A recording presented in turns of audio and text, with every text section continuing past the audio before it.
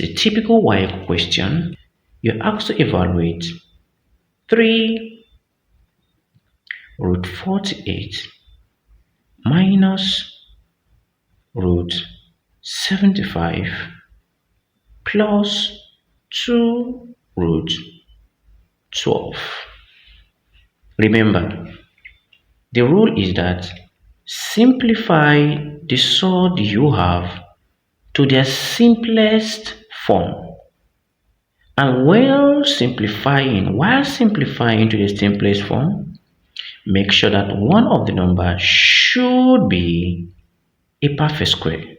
Alright, then let's start with 48. We can simplify 48 further. We can break it down further.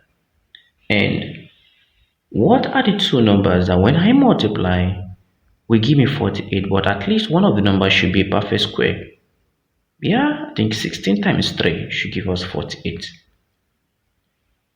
Okay, let's go with that. So here we have 3 square root of 16 times 3.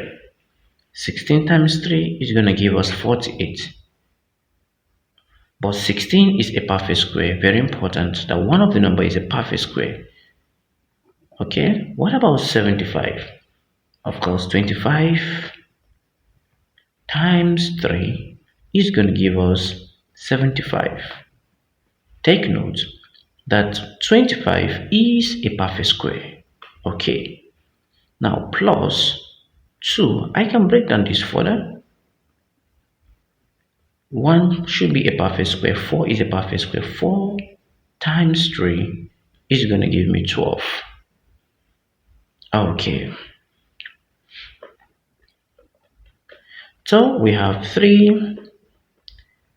Of course, this is multiplying this. Let me separate the numbers. We have root 16 times root 3. I have root 3 here. This root 3. Then I have my minus. Let me separate 25 and 3. I have root 25 times root 3. Okay, I have my plus. Bring down my plus sign. Plus 2. Of course, it's multiplying this times root 4 times root 3 after separating the numbers. So what do I have? I have 3 times square root of 16 is what? It's giving us 4. Okay, so I have my times root 3 minus what is square root of 25?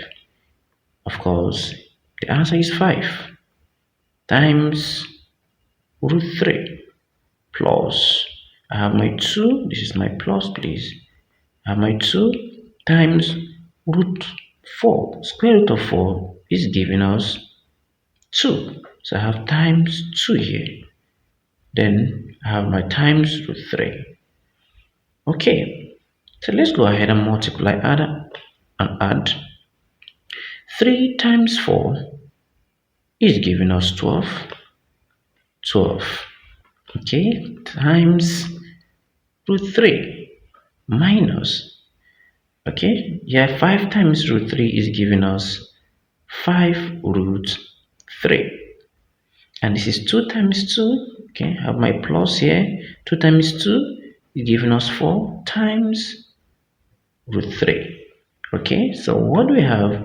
12 times root 3 is giving us 12 root 3 minus 5 root 3 plus 4 times root 3 is giving us 4 root 3.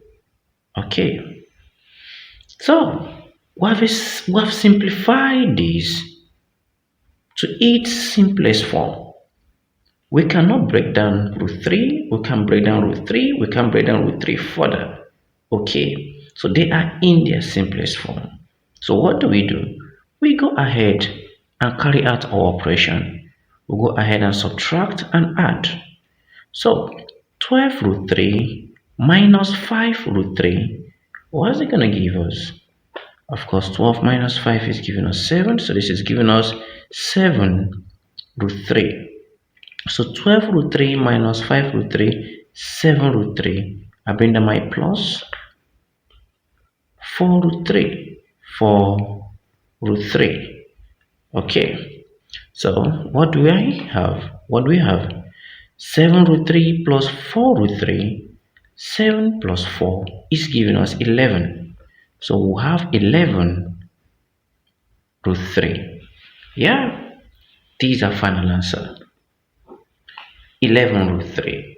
Okay, for those of you who are skeptical, who will be surprised, how do we get this? Take note, this equivalent to saying 12x minus 5x plus 4x.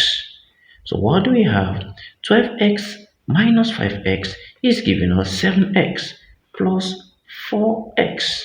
Okay, and 7x plus 4x is going to give us 11x. I believe you have gained value in this very lesson. Today we've looked at addition and subtraction of surds. Thank you for watching. In our next lesson, we're going to look at multiplication of surds and rationalization of surds. Thank you for watching. Bye for now.